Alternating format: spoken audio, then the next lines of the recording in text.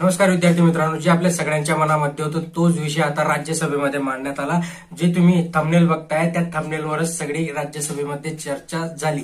तर कोणी चर्चा केली, कसे मुद्दे मांडले, काय मुद्दे मांडले आणि त्याच्यावर काय पुढे काही होऊ शकतं का, हे आपण सगळ्यात महत्वाचं जाणून घेणार आहे। चॅनलवर नवीन असाल तर सबस्क्राईब करायचा, लाईक करायचा, शेअर करायचा।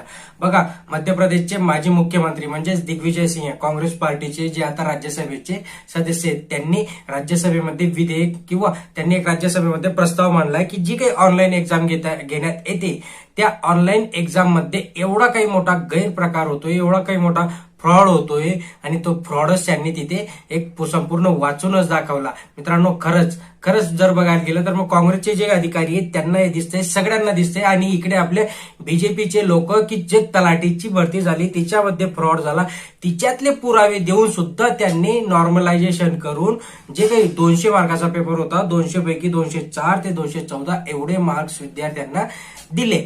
तर मग राज्यसभेमध्ये हाच मुद्दा मांडण्यात आला की जे काही एक्झाम होते ती काही खूप सत्रांमध्ये घेण्यात येते आणि फक्त फ्रॉड करण्यासाठी ते असं सांगतात की एखाद्या शिफ्टचा जो काही पेपर होता तो हार्ड होता आणि त्या हार्ड झालेल्या पेपरमध्ये नॉर्मलायझेशन होतं आणि ज्या विद्यार्थ्यांना कमी मार्क्स असतात त्यांचे डायरेक्ट आउट ऑफ मार्क्स चालले जात आहे, असा स्पष्ट मुद्दा दिग्विजय सिंह यांनी राज्यसभेमध्ये मांडलेला आहे। परत बोलताना ते म्हटले की हा जो काही कॉन्ट्रॅक्ट आहे हा कॉन्ट्रॅक्ट आता देत आहेत की टीसीएस आणि आयबीपीएस अशा ज्या कंपन्यांना देण्यात येतोय त्या कंपन्यांना या एक्झामशी काहीच घेणं देणं नाही, त्या कंपन्यांना या एक्झामचं गांभीर्य माहीत नाही। ओके, त्या कंपन्या फक्त आणि फक्त सॉफ्टवेअर विकण्याचं काम करतात।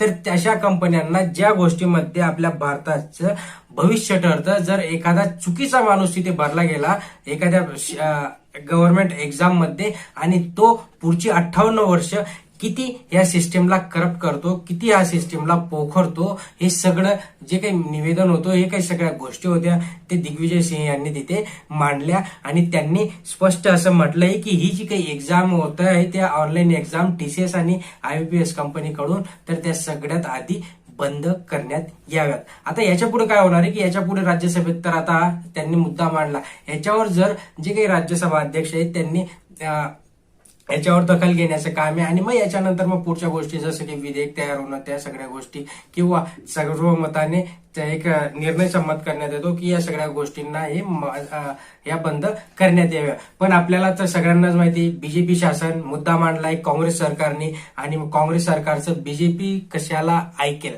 आता या दोघांच्या भांडणामध्ये जो सर्वसामान्य विद्यार्थी आपला तो सर्वसामान्य विद्यार्थी भरडला जातोय, त्याला नोकरीपासून या अशा गोष्टींमुळे दूर ठेवण्यात येत आहे। मित्रांनो, सगळ्यांनी या गोष्टीची दखल घेणं गरजेचं आहे। सगळ्यांना हा मुद्दा माहिती तरी पाहिजे होता, म्हणूनच मी हा व्हिडिओ बनवला। चॅनलवर नवीन असाल तर सबस्क्राईब करत जा, लाईक करत जा, शेअर करत जा। धन्यवाद।